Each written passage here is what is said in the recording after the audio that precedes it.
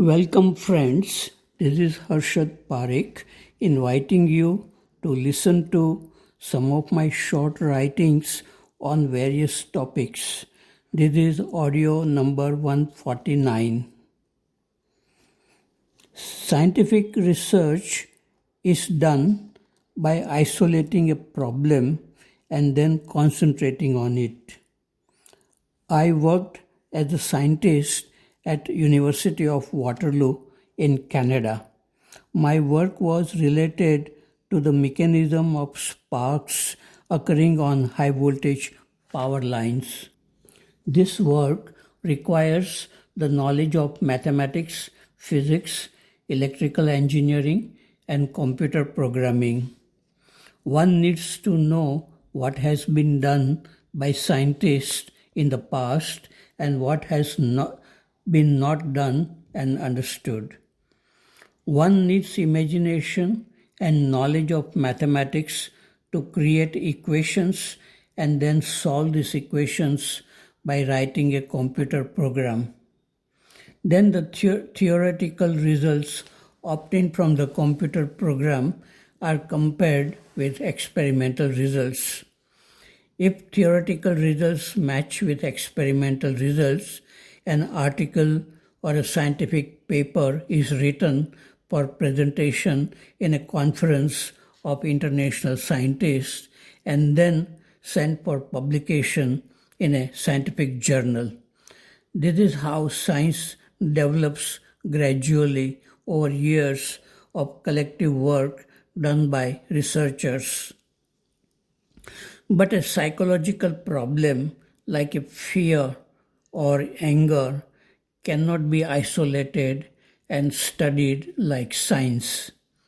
All the knowledge gathered about fear by reading books by Krishnamurti and many psychologists may not help.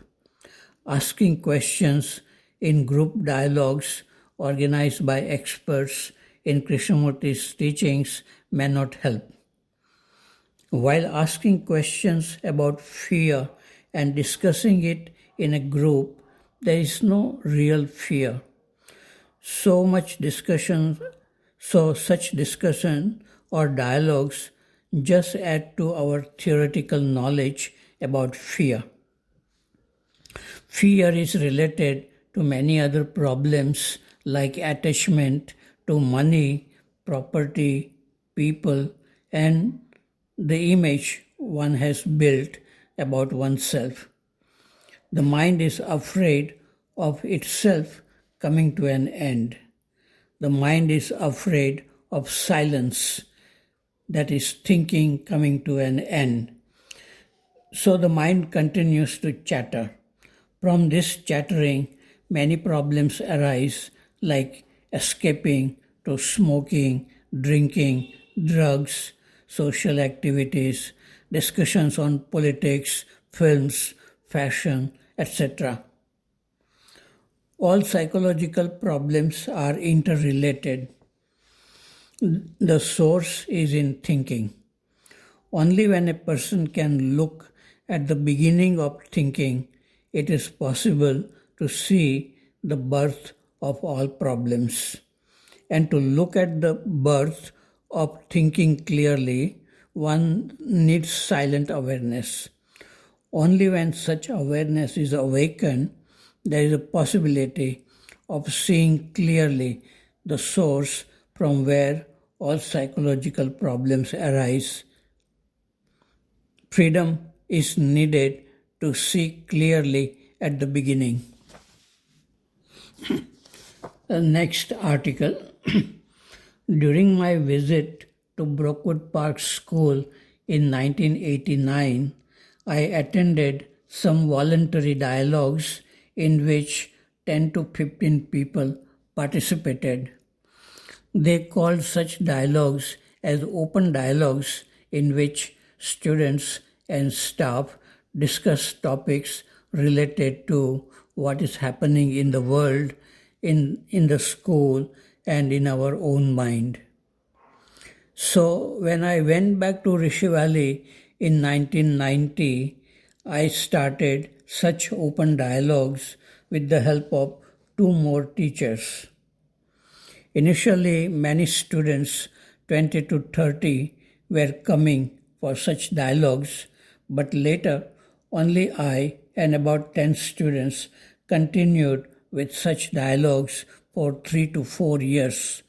We met every Saturday for 1 hour. Now I share from my diary dated January 26, 1993, one such dialogue. On January 23, we had our usual Saturday discussion, but this time it was at the study center and Mr. and Mrs. Gopalan, teachers, were also present. Mihir and Rick, students, were interested in questions like why Nietzsche became mad.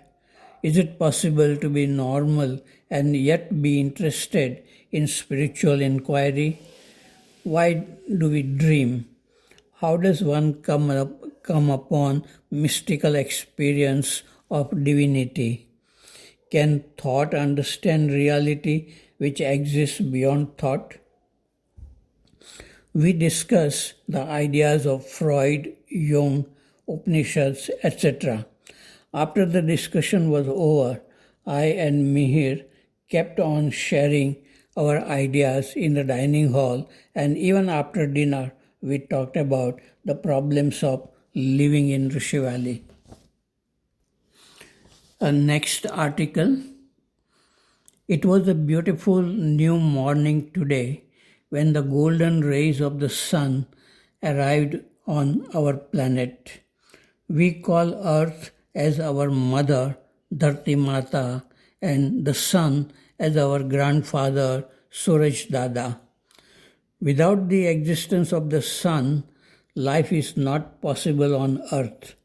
That is why ancient spiritual teachers called rishis worshipped the sun and wrote Sanskrit slokas about the sun. Birds rejoice and start chirping as soon as they see the first rays of the sun. Before sunrise, the beautiful full moon was setting in the west. The moon is worshipped as brother of the earth, Chanda Mama. Nature is very kind to all life, including human beings, but human beings are not kind to nature. Human beings are interested mostly in exploiting nature to produce more things and consume for their pleasure. It is doubtful if human beings will live beyond 21st century. Scientists are busy inventing new machines for destruction, and wisdom and love for life are lacking in the modern world. Next article. A day before yesterday, Jorgen came to my room in the evening. We had a long discussion on Krishnamurti, Dr. Bohm, and life at Rishi Valley and Brookwood. Jorgen is a young man in his 30s with deep interest in spirituality. We had moments of silence in our discussion. He speaks slowly, carefully, with patience. He said that in Dr. Bohm's approach to dialogues, he found clarity, maturity, and humility. It is a step-by-step logical approach leading to awareness of one's own limitations. In Krishnamurti's approach, there were sudden jumps and sometimes arrogance. I admire Dr. Bohm's intellect, humility, knowledge, but I wonder if he was free from fear, anxiety, shyness. The same can be said of Krishnamurti. According to biographers and those who knew Krishnamurti well at physical, superficial level, say that Krishnamurti had his own weaknesses. But I cannot say that Krishnamurti was pretending and talking only intellectually. He talked from his own experiences and seemed to be in touch with reality. There were moments when our psychological fields interacted strongly, and I had a glimpse of this inner world of love, beauty, and divinity. He was influenced easily by people who loved him. He was sensitive to thoughts and feelings of people around him. Those who loved him in any way, he poured his affection and blessings on them. Unfortunately, many people got attached to him, and when they were ignored by him, they became bitter with him. He did not want to be trapped in narrow physical, emotional relationships. He desired to wander alone. To most of us, it seems that he made a mistake in loving Rosalind at sexual level. This was the cause of conflict between him, Rosalind, and Rajagopal. He could not come out of it.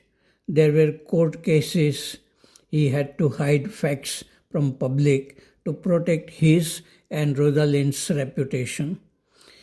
His end was not so peaceful. He was unable to forgive Rajagopal. Before death, Krishnamurti made extraordinary claims for himself which showed his weakness. We can learn from his mistakes.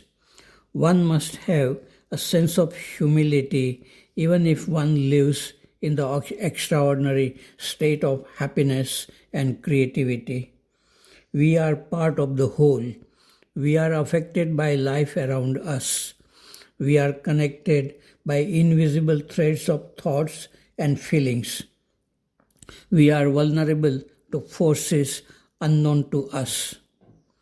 This was written from my diary dated January 8, 1993 in Rishi Valley.